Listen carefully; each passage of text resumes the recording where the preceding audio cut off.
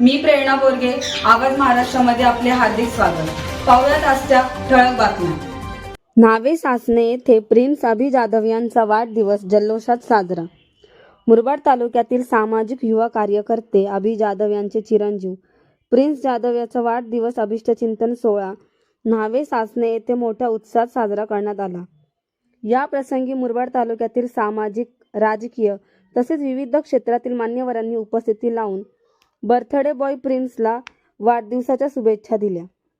यावेळी केक कापून आनंदोत्सव साजरा करण्यात आला.